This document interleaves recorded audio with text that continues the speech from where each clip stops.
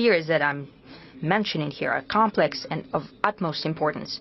Therefore, in the sphere of new materials and chemistry, this year we've launched a new national project of technological leadership. The federal budget alone for the implementation from 2025 till 2030 earmarks about 170 billion rubles. Simultaneously, the investments of the companies of the real sector in the economy might stand at about 1 trillion rubles, and I think that's very realistic. I've talked to the owners and leaders of the companies, and they have very ambitious plans. I like this sentiment. We'll support them in their strive, and we'll fine-tune the mechanisms of supporting of private investment, including in R&D. I've mentioned many times that external issues and sanctions, with all the challenges and complexities for us, have played an important role of an incentive. Russian companies now turn more and more often to our scientists, and they receive the consultations from them. And it turns out that the domestic solutions quite often become more effective and efficient than international counterparts. In order to ensure a modern legal framework for cooperation between researchers and qualified clients, we've adopted a law on technological policy. It will enter into force in the summer of this year. I have already mentioned, and I have set this task, that together with the business community, we need to increase the funding of science up to 2% of GDP. It is crucial that we send all the additional resources for the support of promising, disruptive areas of scientific and technological development. For example, in chemistry and new materials, it would be rather myopic and erroneous to be satisfied with simply substituting the technological processes that have already been explored somewhere abroad. It is naturally quite important. We need to keep in mind all the achievements and to make use of them, but we need to develop our own platforms. Right now, we're looking at the exhibition. My colleagues promised me that they will show me our progress. As we have agreed, in December last year, during the Council for Strategic Development National Projects, we need to shape plans in key dimensions that will ensure the predominance of the country in chemistry and modern material sciences as well.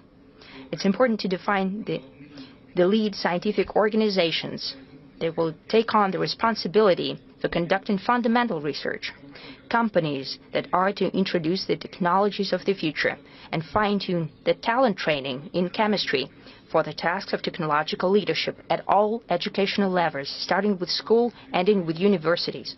Unfortunately, the number of chemistry teachers in school is going down, and the number of students who are choosing chemistry as their major is going down as well. As for the number of chemistry teachers who are older than 65 is increasing. We need at what's happening in universities and institutions. I would like to ask you for a maximum engagement. The Russian Academy of Sciences, entrepreneurs, professional, scientific, and educational community. It's important that you continue to act in concert as true partners, and you to be aware of responsibility for results. The implementation of all national projects of technological development hinge on that. Our plans to develop Siberia, the Arctic, and the Far East, all regions of the country, and naturally solving the tasks in security and improving the quality of life of people. Security is a thing of its own. I have already spoken publicly about it. The whole world is talking about a Oreshnik missile. What is it made of?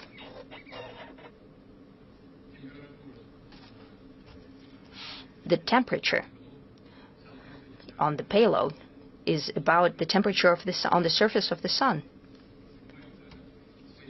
We have to be conscious of that. Starting with the 1980s, some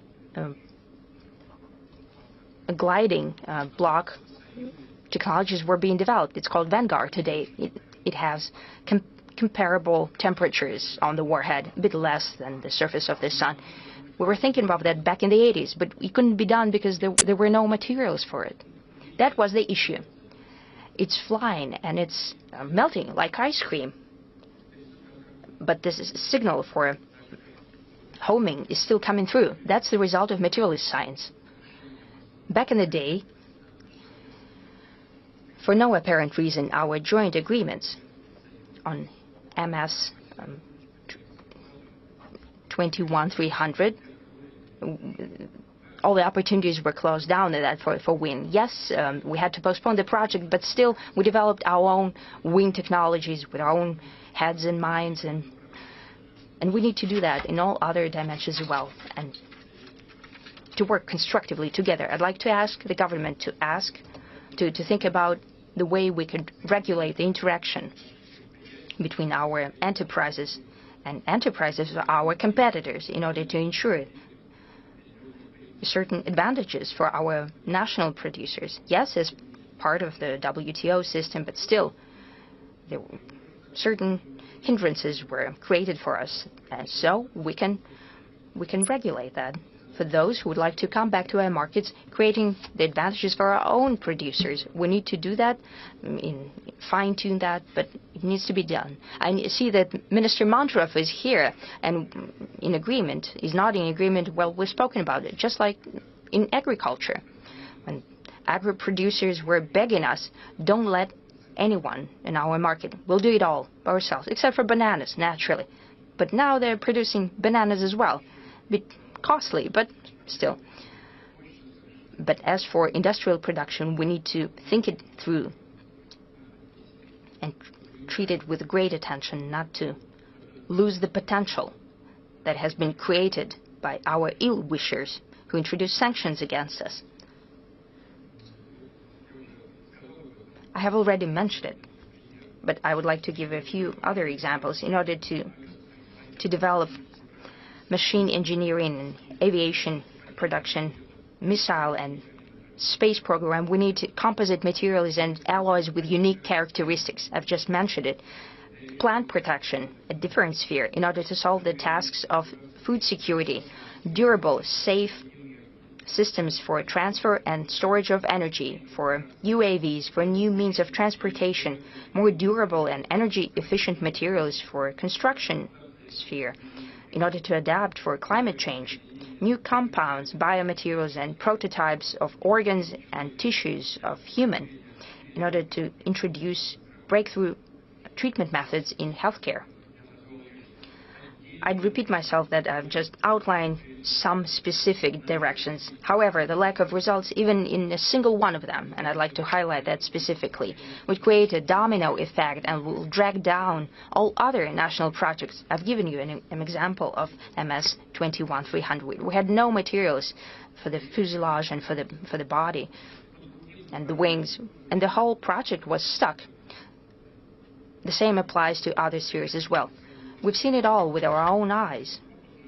That is the experience of our work in the past 2-3 years. As for all key technological spheres, we need to build comprehensive coordination and natural interconnectedness of all of our steps and measures. And I suggest that we ensure a higher level mechanism for steering technological development. I'd like to ask the government to propose the necessary governance ideas. Colleagues, all our plans to create the solutions for the future in chemistry, material sciences are based on tremendous potential of our scientific and engineering schools. Their traditions were laid back in the Russian Empire. I spoke about the Soviet Union, but the traditions were created in the Russian Empire in the 19th and beginning of the 20th century, and they were developed in the Soviet times as well. As I have just said, I'm sure that Mikhail Kovalchuk, we have just met with him and we had some words, and other participants of the plenary session will tell you about how today the achievements in chemistry and material sciences are multiplying that were received back in the time of a space and nuclear project.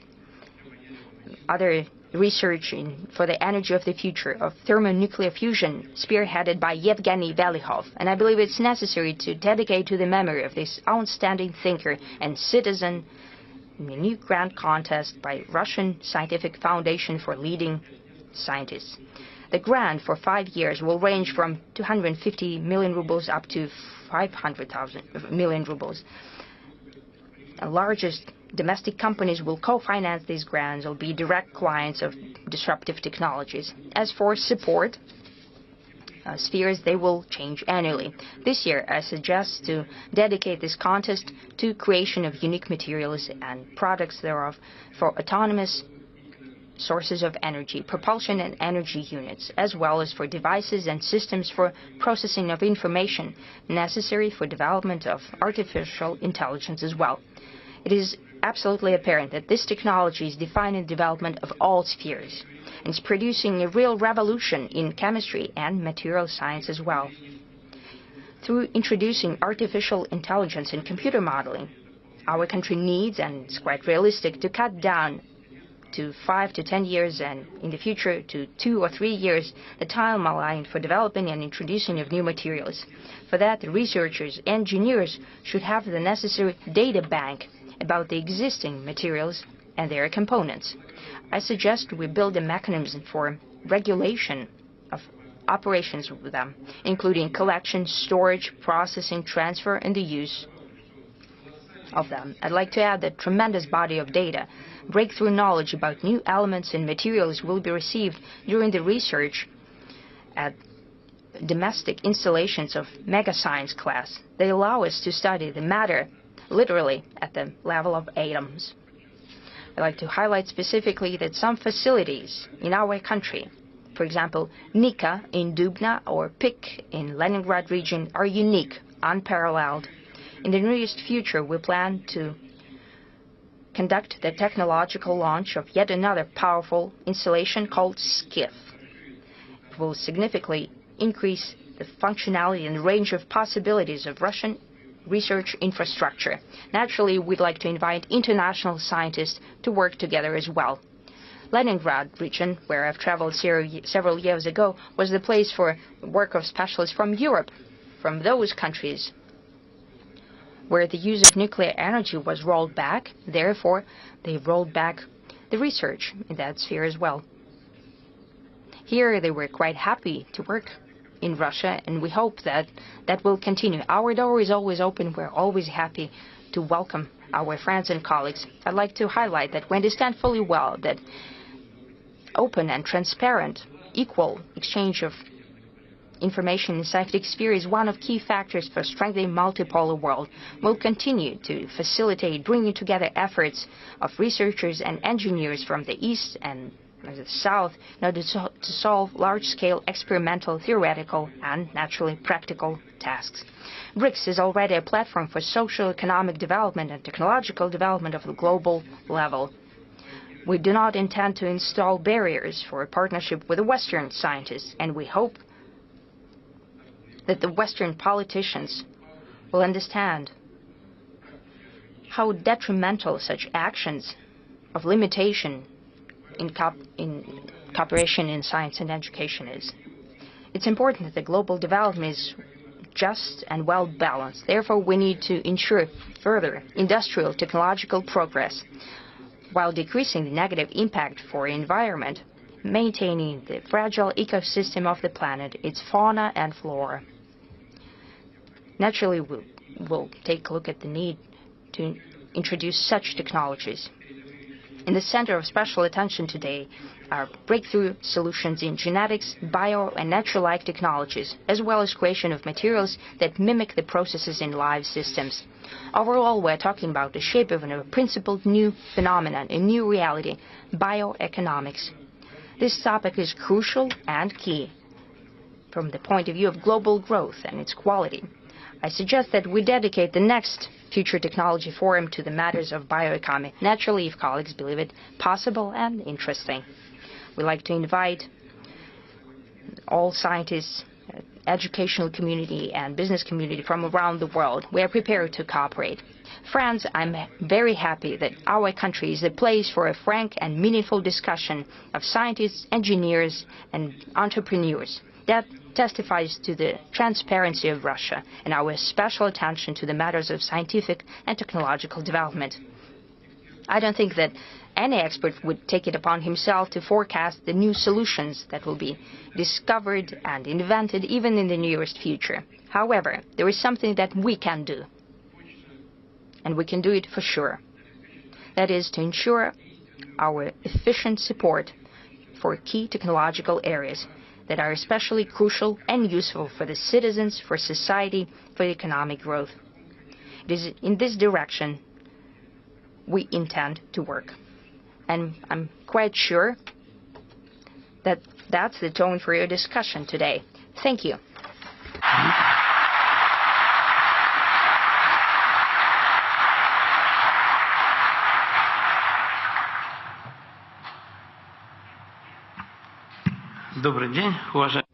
Good afternoon, Mr. President, distinguished colleagues.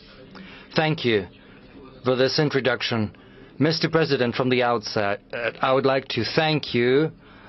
We know you're on a very tight schedule, but still you found the time to participate in this forum, which in itself is a testimony to the attitude towards science and technology in our country. So our forum has been elevated to a whole new level. Thank you. Before I give the floor to the other speakers, I would like to say a couple of words. As you're aware, everything in life is material. When the special military operation was declared, it was a reminder to the world that it's material, and we are a significant part of that material world. Any human thought arrives in society through material means. If a painter has an idea, then he should put that into practice, make that a reality through a painting or through a sculpture. So through material means, any human thought becomes available to society. So when questions are asked about the priorities, about the development of science, there are two priorities. First, matter, and the second, energy, which is required to build that matter. You know, once I talked to Mr. President, and you said there is another priority, which is soul and intellect, intelligence, and human thoughts. And I think our country has an abundance of all of that, both matter and energy, as well as intellect. If we didn't have that, then we wouldn't have been able to build spacecraft, which is a testimony to our capability. Before I give the floor to a representative of Kurchatov Institute, Vladislav Antipov, I would like to say something. We spoke about nature-like technologies, and this is something you mentioned, Mr. President. We say nature-like, but the very course of life basically resulted in the emergence of these technologies. Our technological world is very simple. We cut everything that is redundant, like we take a tree, we take away everything but the trunk, and then we turn it into hardboard. And it means that basically 80% of matter is not used, whereas nature knows how to save things. You turn one cell into a living being. A seed is turned into a plant. And nature-like technologies follow that logic. The very development of technology has made us come here. We take a laser and create unique things through powder, which is welded together using these nature-like technologies. When I was a student, 90% of articles were about semiconductors, whereas right now 80%, 90% of articles are on life.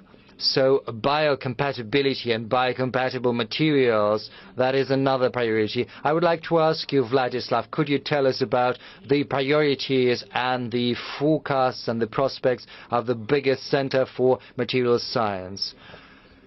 Over to you. Distinguished colleagues, Mr. President, in all times, thanks to materials with specific properties, we've managed to come to the goals we fixed. A very good example is the Soviet space program. A lot of materials had been created. So far, no one has been able to replicate the Buran flight, for which a unique thermal protection based on quartz molecules was developed, and 80% of that was thanks to air, because it's a very good thermal insulator.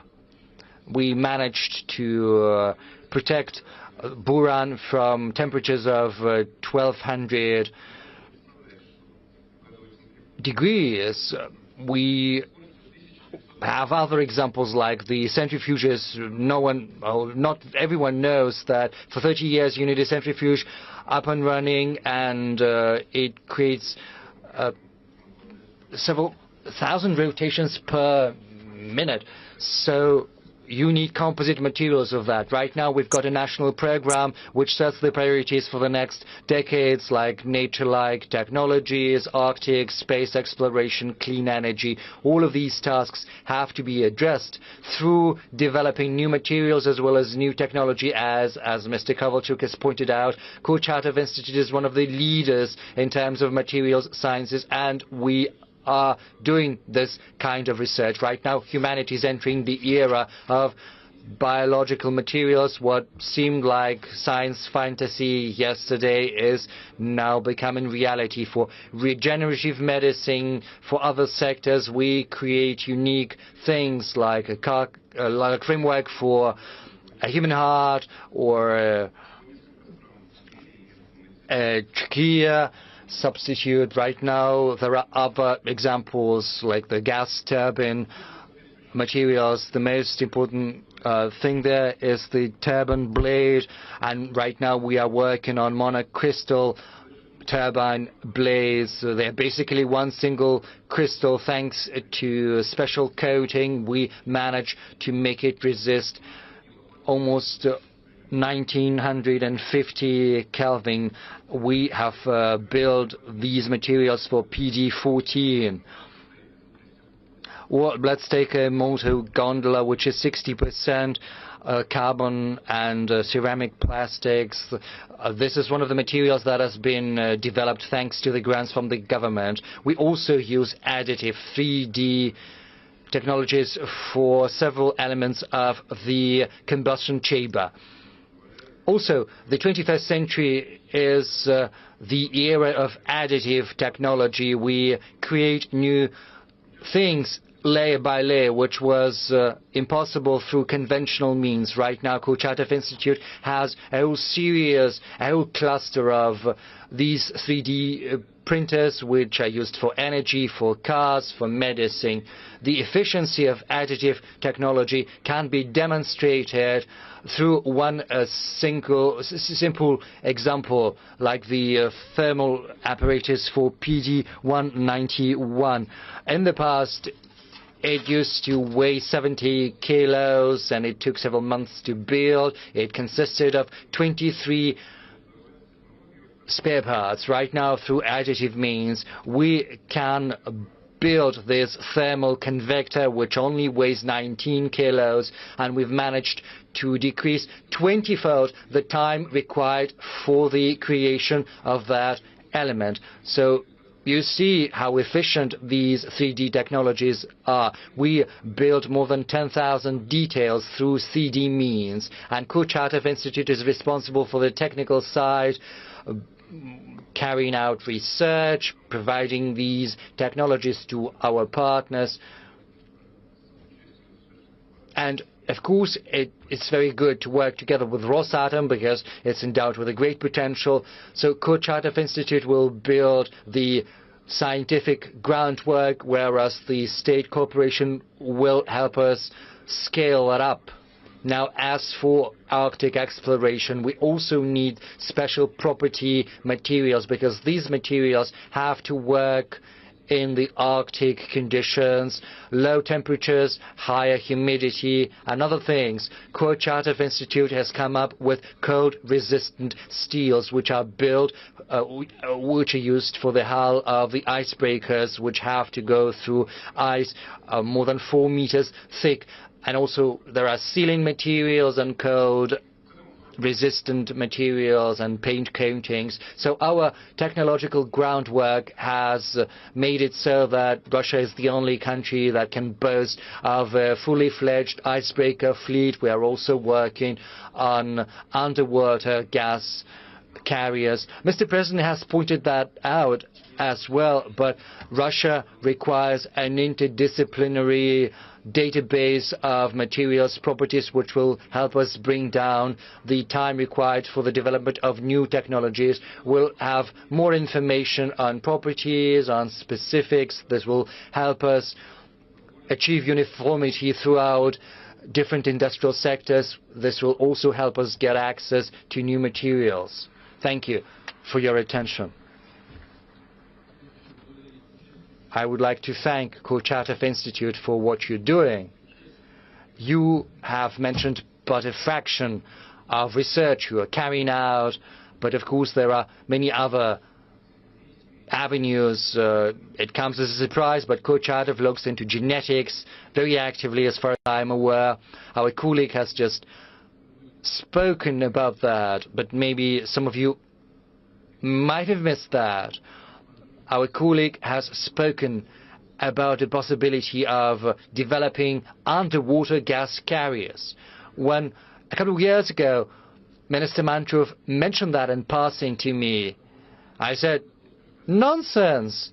What about that? What is this nonsense using submarines to transport gas? But Gazprom and Novatek deem that absolutely possible, and they also think that is economically efficient and as well as safe. LNG, immense tankers with liquefied natural gas, which is basically very dangerous. God forbid an explosion happens, but underwater it's absolutely different. And it so happens that it is also profitable, which is incredible.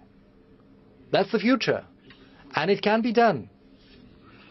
So the swift decision-making, as well as the rapid development of new technology, all of that goes up thanks to the use of new technology, thanks to the use of 3D printing, as well as AI.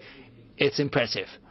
And of course, the Arctic exploration is one of the most important avenues, because many countries across the world are willing to work with us on an icebreaker fleet, which is impossible without cutting-edge materials. The same goes for the development of new engines. We still have our work cut out for us.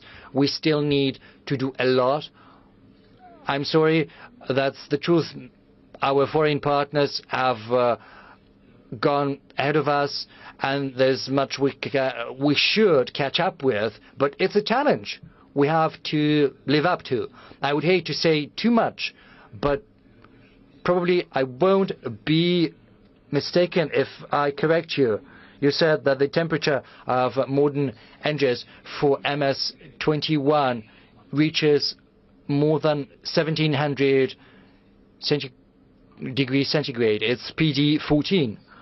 Whereas it's for MS-21, whereas for the wide body aircraft, it's PD-35 engine, and there the temperature reaches more than 1900 degrees.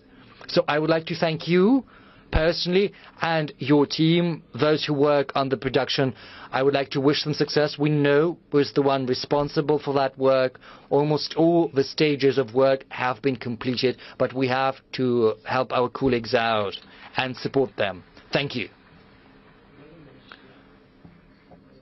Mr. President, I would like to invoke my right and draw your attention to the following. When 3D printing was spoken about, we have Gennady Yakovlevich and other colleagues sitting here. I would like to respond right away.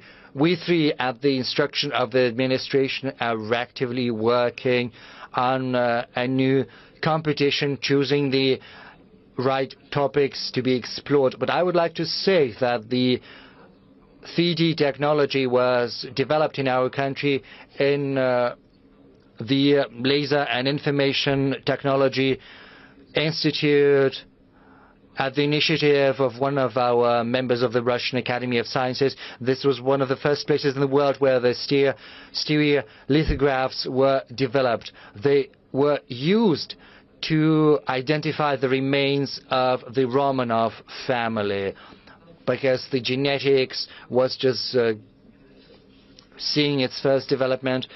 And if you don't mind, Rosatom is working on a machine for these additive technologies. They have enormous capacities and capabilities in the Shatura. Maybe we could build a new center for additive technology. We could band together Rosatom, Kurchatov Institute, and that institute.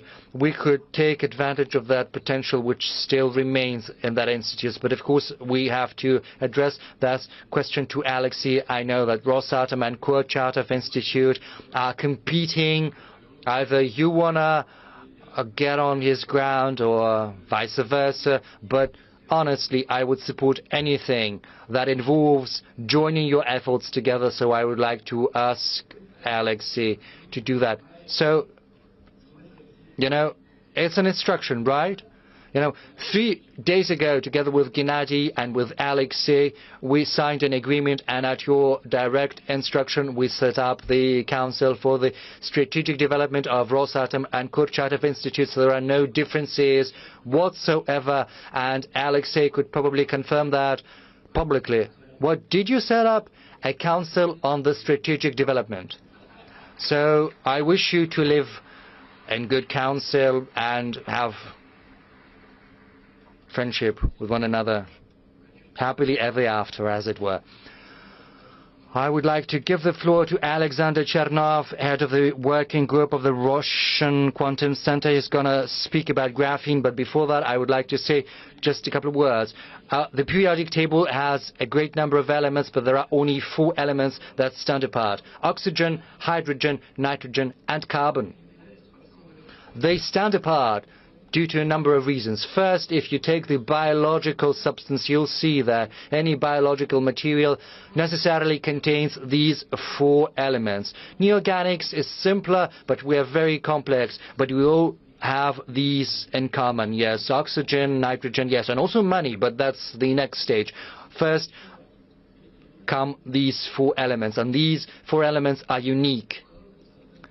Hydrogen and oxygen form together water, but on the other hand, they can turn into a very dangerous gas. Oxygen helps burning because it leads to oxidization, and it also explains aging, whereas nitrogen is involved in explosives as well as fertilizers. Any explosive has a great deal of potential, whereas carbon is a unique material because it can bear the form of a diamond, which is the hardest material. On the other hand, it's a graphite material with a high temperature resistance, and also fullerene as well as graphene. It's kind of a web, and thanks to that, our compatriots have won the Nobel Prize. So it's just one atom thin, right? Yes, but we are making a step forward because there are several layers combined, and that is what you're going to talk about. Yes, Alexander, over to you. Mr. President, distinguished colleagues. Imagine a smartphone that can analyze breathing and identify right away the first symptoms of a disease, or there is a sensor which communicates to you that there is a level of pollution in the environment when you're taking a walk. It might sound unrealistic, but these technologies have already taken off, and the key to those technologies is two-layer materials. We are building 2D materials using graphene on the platform of our quantum center. Graphene is a crystal of carbon, 1 atom thin, and thanks to the innovative research on this material. In 2010, two of our compatriots won the Nobel Prize. The question begs itself, what else has happened in this field since then? We're working with graphene. We are also working on other 2D materials, just one or several atom thin. We can combine them, fold them, achieving different angles. It's like a construction game. And these new materials have new properties, which, most importantly, can be modified to suit a specific task. In our laboratory, we are pursuing fundamental research. We are basically exploring the physics of these processes. We study new effects, and that work has already borne fruit. Today, at the exhibition, we are to show you at the Gazprom Bank station the materials, the sensors made of those materials, and to talk to you about the possible uses of them. For example, such materials can be used for night vision devices. The main advantage of 2D materials is 15 times higher sensitivity. That means that in the dark you can detect an object at a much higher distance. Such 2D materials can also be used in medicine. Biosensors, with the use of 2D materials, are made in order to detect biomarkers of disease in your breath as well as in your blood. Thanks to small size and them being flexible, they can be used in wearables or in your clothes. They can monitor 24/7 the human breath. We already have graphene sensors that are very highly sensitive. They detect at early stages such diseases as lung cancer, tuberculosis. They analyze the breath of humans. Our example shows that studying such new materials and the effects that they produce allow us to create principled new technologies, not to repeat or update old technologies, but rather receive innovative devices that are much better in their characteristics of those that already exist. I think it is of principled importance that fundamental science is supported here, because it gives the world such discoveries which are later allow us to create such devices. As we say, thanks to their unique characteristics, they can help us bypass at the turn everyone, achieve leadership positions, and to have high-tech domestically produced products. Here I wanted to highlight two things. Number one, we would like to have industrial partners to come to us with their own asks and requests, so they would give us the parameters and materials that they're interested in. I think that way they would sooner receive such devices that could be introduced. I know that some work is being done in that regard. Well, I also wanted to highlight the way this task could be solved. We could create a certain digital platform. I could say it could be a marketplace where scientific teams and industrial clients could meet and try to find common ground. I know that this work is underway, and I hope they get support in the future as well. Number two, the transition from one unique device to the serial production naturally requires fine-tuning some technological processes. Usually, that happens in a clean area of the university or in a collective use center. In our institute, we have a clean zone. We could assemble the device, then produce the device, and students and research fellows will be very interested in that because they can easily get a diploma written or a PhD on that. However, if you want to move from just one device that has unique qualities and properties that was created in a lab made by a very talented young researcher, that would require to fine-tune and to get in place a whole technological process. I think that this task can be solved. And why I'm talking about it? Because, for example, the Russian Quantum Center and the Moscow Physical and Technical Institute, our colleagues are successful in going that way. However, in the scale of our whole country, this could be done if we create certain platforms where these technological processes could be worked out in collaboration between universities or between a university and an industrial partner. Such centers would help conduct the transfer of technologies and will make it easier to implement your May orders in terms of technological leadership. Thank you. I won't go into details in sensors. Well, this is a very important area with a very wide range of applications, crucial. Thank God this sphere is being covered by you as well. As for digital platforms where the information exchange could take place between industrial partners and possible researchers and producers as well, that is crucial. That's for sure. If it's not in place, it needs to be done. I'm talking right now to my colleagues from the Russian Academy of Sciences and from the government.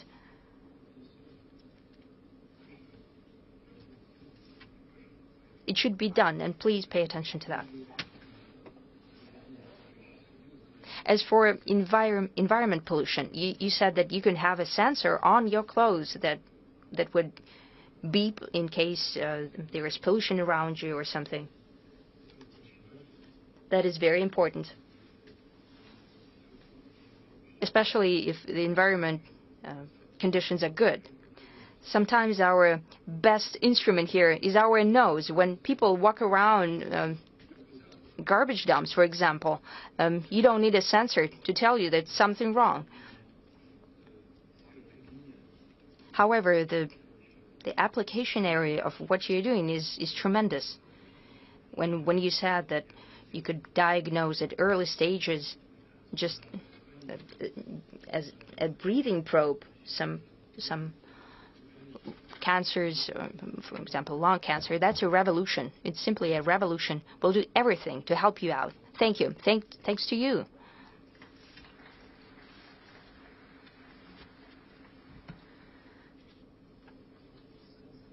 Mr. President, sensors are required for something that doesn't smell, that you cannot detect with your nose, for example. I just wanted to say one word about it to remind you. When we're talking about the platform, it's very important. However, our academic model of science, I'd like to remind you that Physical and Technical Institute, when it was created, was conceived very simply that each department would have a special organization as a major scientific center. That was the strength behind that institution's research. And I think what's important today when we deal with artificial intelligence and digital things, I think we need to not to forget about that system and improve it, because the fastest way is the contact between the institute and the industry. This is our Soviet experience. It's very high in demand today. That's why Moscow Physics and Technical Institute is so highly ranked in the world. I think it would be quite correct to support that. Now, I'd like to give the floor to Nadezhda Potekina, head of lab for material studies of Luch by Rosatom. We're talking about materials, and all nuclear technologies, whatever you mention, they stem from materials production. So if we created a material, we managed to implement the nuclear project. So everything in the future is also connected with materials. Please, Nadezhda, you have the floor. Thank you very much, Mr. Kovalchuk, for giving the floor to me. Today we have highlighted that modern material sciences is called to implement the most ambitious and even sci-fi ideas of engineers and scientists. The nuclear sphere is celebrating the 80 years, and it used to be always the cradle of record-breaking materials. And from the very beginning, it was the foundation of knowledge of our best scientists. Their heritage is being preserved by Rosatom and Kurchatov Institute thanks to the experience that we have accumulated. And the tasks that are solved by Rosatom Industries are not limited to nuclear sphere.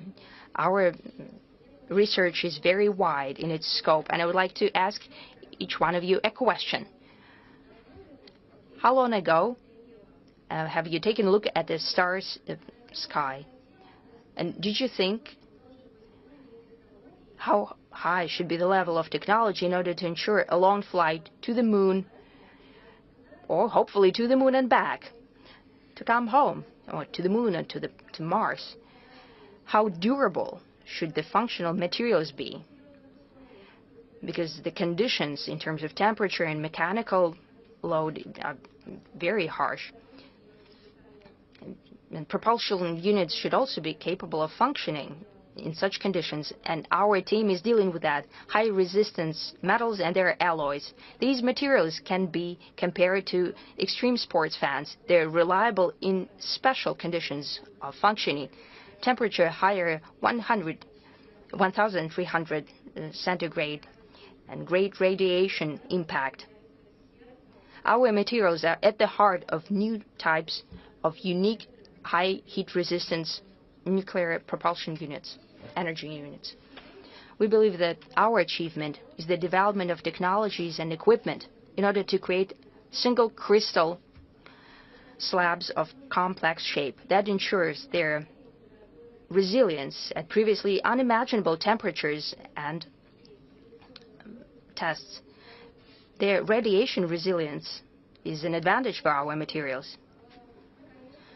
I have to say that we are not simply sitting idly with our success. We see the achievements of our Chinese colleagues in terms of heat-resistant alloys, and it spurs us on, because scientists are also, in some ways, athletes, and it's important for us to maintain our advantage.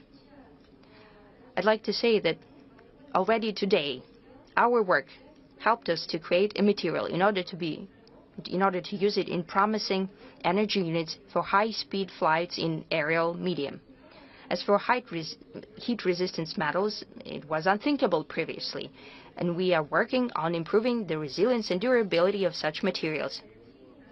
The scientific significance of our work is not just creating a certain type of alloy, because the shape or type of a product is also very important, and here we're using additive technologies and digital methods as well, just like our colleagues. Maybe unfortunately, but we think it's fortunately, for heat-resistant metals cannot use the already existing printing machines. Therefore, we have designed special additive machines that allow us to work with such complex materials. Those developments that I've been talking about are not mass-produced. However, the future of the use of heat-resistant alloys cannot be cut down to just one single specific sphere in the space. No, we truly hope that the future generation of young specialists will be working on trying to miniaturize energy units. Possibly such work can be done in close cooperation with the Russian Foundation, with Kurchatov Institute and dedicated institutions. The majority of such ambitious projects are in the hands of young specialists and engineers, and I'm happy to represent such a team today. What can a young research team dream of? We're still quite young, and what we'd like to have is that something that we pour in our time and sometimes health and our every thought, so it would succeed, so that our heat-resistant alloys will conquer space, would deliver on their and also be applied in our regular earthly lives. That's impossible without the development of commodities for heat-resistant alloys, without special attention and awe, so to speak, for development and later for production. And we're sure that unique Russian developments with our heat-resistant alloys will absolutely find the necessary response in the global scientific community. Thank you.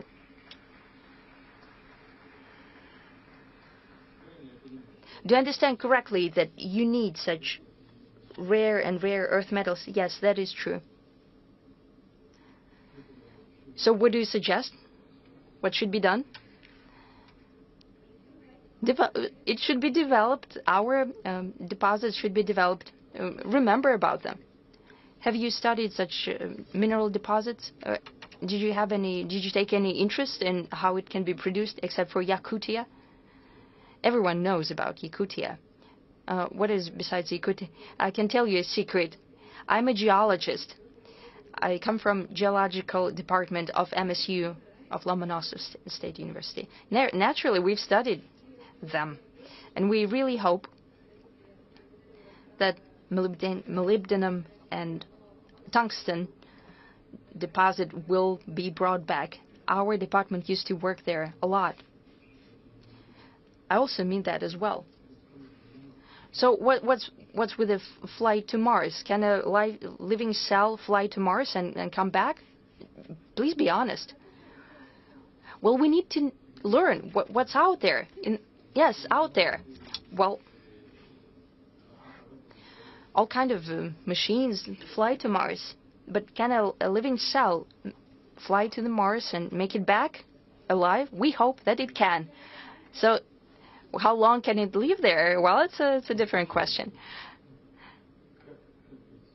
It's difficult to deal with scientists. It's hard for you, Mr. Kovalchuk. Some of my colleagues tell me that it's impossible. Sergei Krylov used to think about that. He said that you need to fly in a water envelope but it's impossible, because then the craft becomes so large that it's impossible to propel it first to launch it into space. It could not be done even with the use of the nuclear reactors, nuclear propulsion units for space. The craft becomes too large. As for other materials that would protect the biomaterial, a living cell, are there any others? Maybe it's our research plan for the future. Okay, so you need funding, right?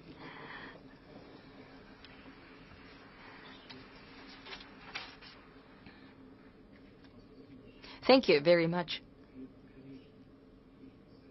Of course. Everything that applies to your sphere of interest, heat-resilient alloys, is extremely important. And I think that everyone understands that fully well. The government understands it very well and will do everything to help you out and to support you.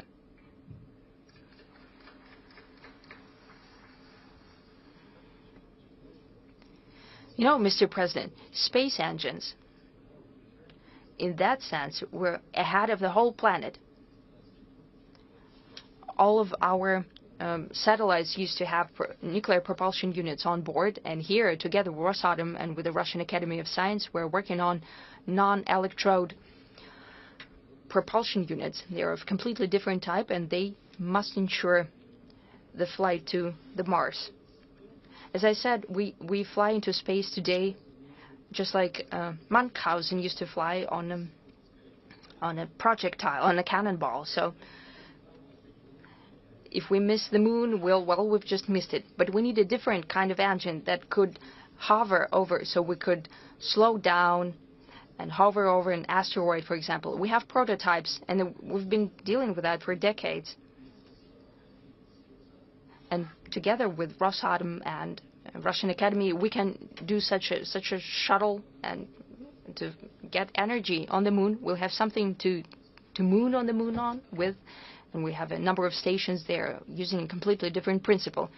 It's very important. So the materials that we've been discussing, well, since you mentioned it, I would like to circle back to Mr. Likachov, so no one would doubt here in the audience that all matters have been solved. I'd like to remind you that about 15 years ago, when Rosatom was reformed, Mr. President offered to Mr. Kiriyenko and to me to conduct a reorganization procedure.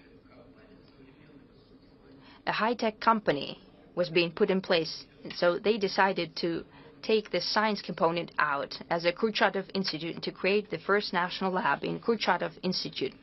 Later, what was very important, after that restructuring procedure, we have united back as a very effective modern community.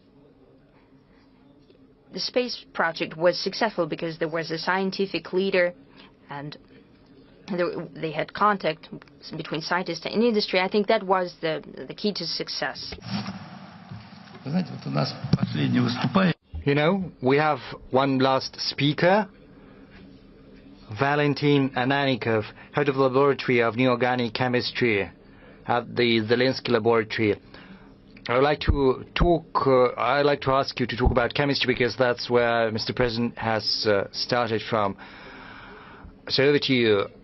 Mr. President, friends, colleagues, right now chemistry is heavily impacted by AI and digital modeling. There's a lot of noise around AI. Maybe there's too much expectation, but there's not a single person who hasn't heard about AI. We've all heard of that on many occasions, but it's important not to miss the turning point which is right ahead of us, because we are entering into the era of 4, when AI ceases to be an end in itself. It becomes but a tool for performing different tools for industry, for medicine, for environmental challenges that need to be addressed. So we are drawing nigh to a new technological stage when AI turns into an accelerator for industrial development. And I have to tell you that the new stage of development has been well prepared. There is a well-prepared foundation, the scientific fund, which helped expand our expertise. It's very nice to see from the reports that it's developing on a continual basis, and the professionals are also being prepared. I would like to address the pupils and the students. You can come and work in science because the government is supporting this field. So do not be afraid. Take courage. A lot of questions are being asked about education, especially with regard to high-tech, with regard to artificial algorithms at Innopolis, and how we see their practical application in Kazan and elsewhere, and we can see that it's built on a very good foundation, mainly the school syllabus. It can turn into a very good pilot project for preparing new professionals for this field. As far as chemistry goes, it's an important sector. It's of paramount importance to humanity, and we would very much like to see the contribution of chemistry to our economy grow year in, year out. Right now we see the foundation of a new chemical industry being laid. And right now there is a national project with the support of the ministry. It's based on the laboratory of Zelensky Laboratory. We're using AI and we're developing new chemical technology. We have managed to come up with new catalysts which are required for reactions used in creating new medicines as well as intellectual materials. For the first time, we've managed to develop a neural network which can use photos of a substance to determine the chemical formula, which is of great significance to the chemical industry. When I was still a school child, I tried to use my eyes and microscope to understand the chemical structure, which is all but impossible. But thanks to neural networks, it becomes a possibility. And had I had a chance to go back in time, I would have chosen the same path, because enormously interesting things are opening up in this field right before our eyes. As far as AI goes, our country enjoys a very good position. Colleagues from Rosatom, from Kurchatov Institute are heavily pursuing these paths, and Yandex with its LLMs helps this development thanks to chemical applications of its developments. But there is a problem I would like to dwell on. The stumbling block for many chemical projects is the upscaling of chemical synthesis. Our scientific projects are efficient in providing unique materials with very useful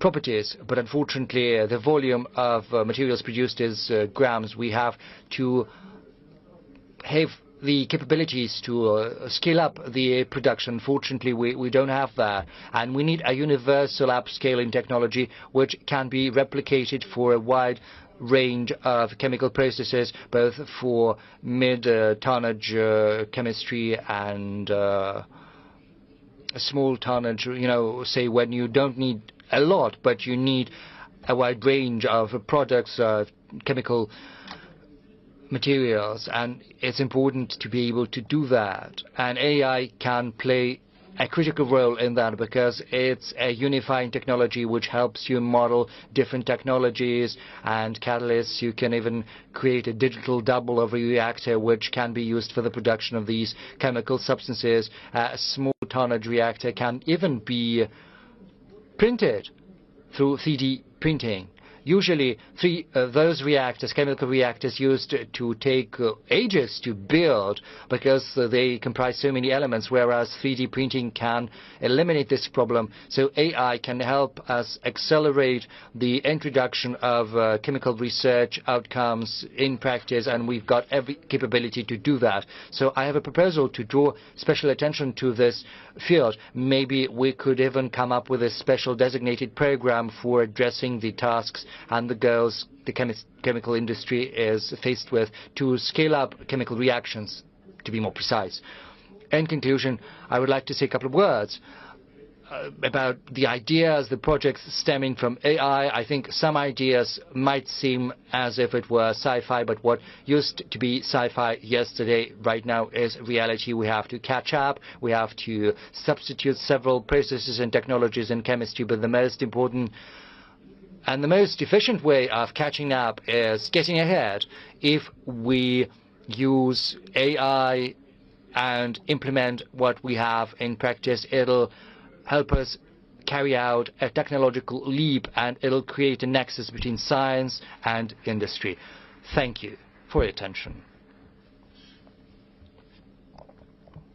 Valentin?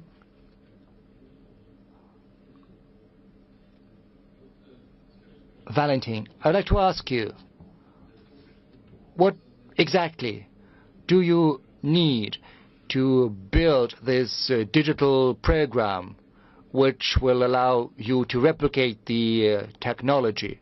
What concretely needs to be done? Because this issue is of paramount importance. It's of critical importance. Microtonnage chemistry, fine chemistry is very important. We need a neural network which will be able to create a digital double of a reactor. The researchers there, you need to gather a requisite amount of data on reactors, on their construction. Then the neural network, which is a cutting-edge technology as well as a cross-cutting technology, it'll bring data together and will help you with the design of a reactor. Usually the design of a reactor it comes up with is very complex. Usually it wouldn't occur to a human being. It's unique, so it's a unifying technology. You can make but one step from the reaction to the reactor. But whom do you need? We need chemical engineers as well as coders. So the Russian Academy of Sciences is supposed to play the coordinating role, correct? Do you have a mic? Yes. Can you give the mic to the president of the Russian Academy of Sciences? Thank you. No, no, no. A little farther. Yes, right there. Correct.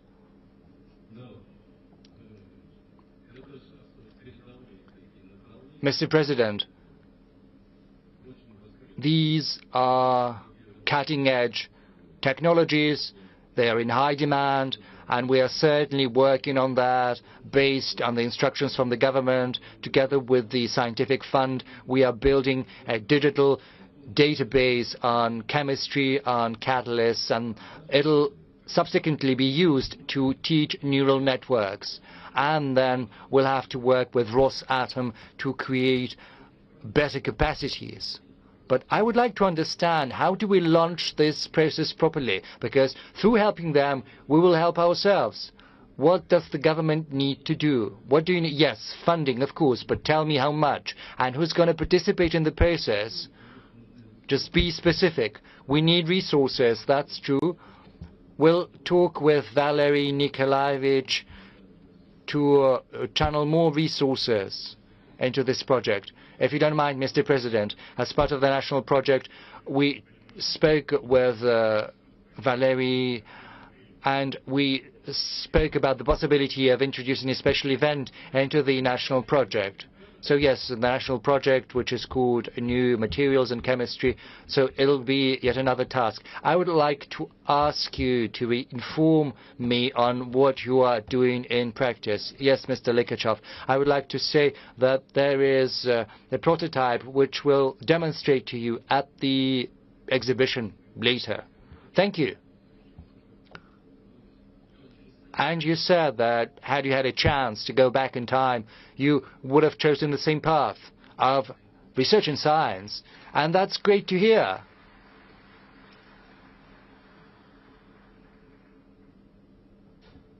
That's it? Mr. President, thank you. A huge thank you to everyone. But before I wrap up, I would like to say that very often we hear that the age of physics is over, it's the age of biology, which is a mistake.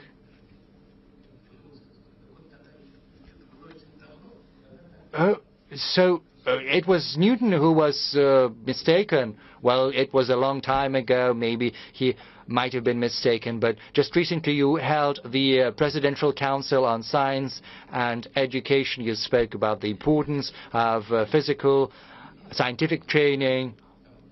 I would like to say that it's not the new age of biology. The thing is that physics and mathematics, that's the universal language of science. I had a very good theoretician friend. Unfortunately, he passed away, but he said that any type of knowledge is zoological because it's descriptive. Say you catch a butterfly, you describe it, but only then will your knowledge become science when you join it with mathematics and with physics. So the first part of physics, material science, was the science of metals, because in the 1930s you required new metals for aircraft, for submarines, for cars. That was the demand from the civilizational development. Science entered that range, and black metal production got together with mathematics and physics, and hence everything we have in terms of avionics, aircraft, and so on and so forth. Then semiconductors happened, and physics and mathematics came into this field as well, and we've seen an explosion of progress, as it were. But right now the third stage is here, and that's bioorganics. So that is the bioorganics material science stage that we're living in. And if we want to be successful, we have to prepare new professionals with education in natural sciences. A couple of years ago, we've launched scientific classes through Kurchatov Institute in 39 schools under the aegis of the Russian Academy of Sciences, as well as the Kurchatov Institute. So we are training young children with a special emphasis on natural sciences, because if a person doesn't know chemistry, physics, and mathematics, then he will be of no use in any of these fields, but if they are well versed in these subjects, it's going to be great. And we have this program across Russia, from the Russian Far East to Sevastopol, and I think it's an important component for creating greater emphasis on natural sciences, hence better material science, hence Russia's retaining its leadership in these fields. To wrap up, to sum up, I would like to repeat what has been said by my colleague to the left. To be successful, you've got to get ahead. So I would like to wish you success.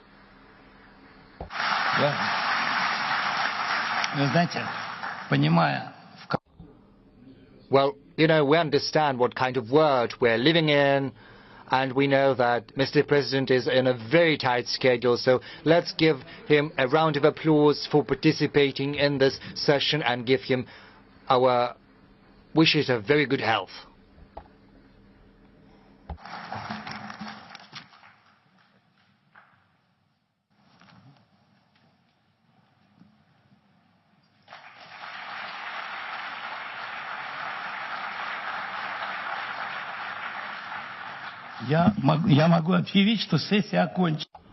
I can declare this session closed. Thank you.